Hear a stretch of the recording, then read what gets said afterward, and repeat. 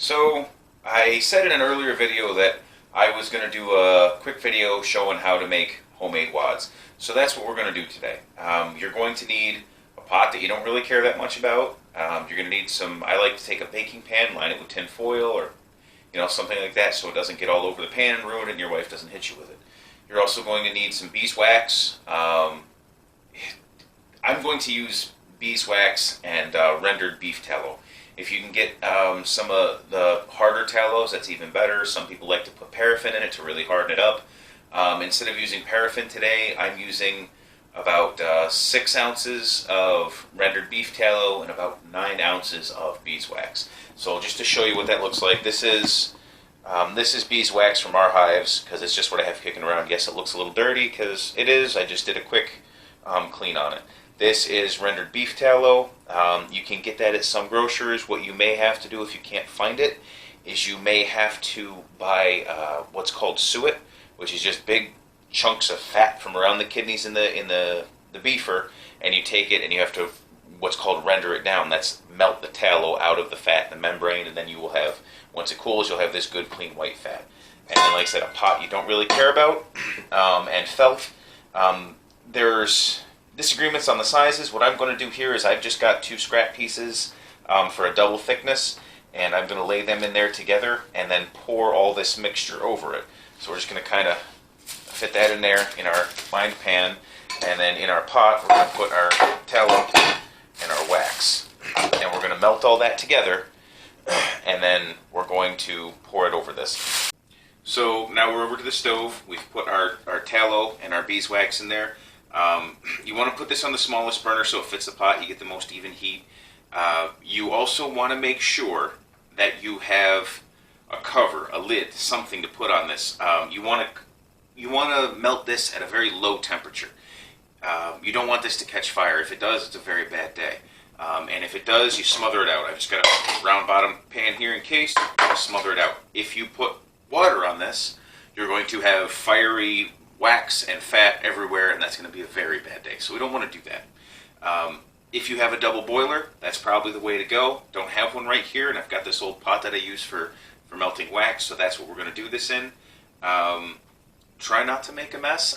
Any utensils you use for this, you're going to get a coating of this lubricant on it. So plan on that. You may have to scrape things, throw them out, what have you. So just have that ready. Once this is all melted, you're going to melt this till it's nice and liquid. Everything's incorporated. Then you bring your felt over. You're going to pour it starting in the middle, working your way out to make sure that all the fibers get an even stuffing of this. And like I said, if the edges are a little dry, we'll just cut those off. It's not a big deal, and then we'll proceed to the punching. So we're going to go ahead and fast forward to when this is all melted and we pour it in there because nobody wants to watch a pot.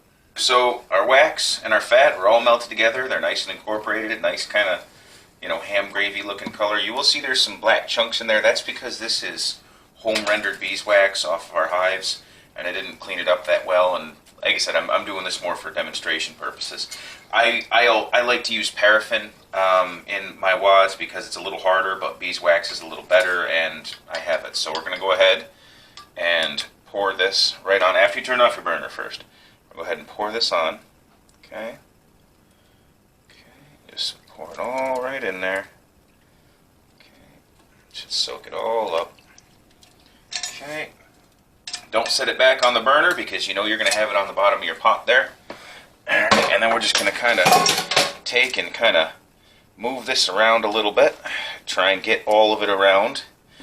Okay. Move it around a little bit. Get everything soaked up. There's no reason to leave any on the table with this. So every bit of it that you can use, you will. So just kind of, you can see there. It runs, soaks it all up. A little dry spot there. Let's fix that. And you want to do it a little bit quicker than you'd think because, this is hardening as we talk. So we'll just kind of get this all soaked up. Okay. Boy, we actually had a little bit more than I thought we would have here. So looks to be we used just the right amount here. Not necessarily the right amount, but it appears to be. If you use a little too much, if they're a little too greasy, that's not a big deal.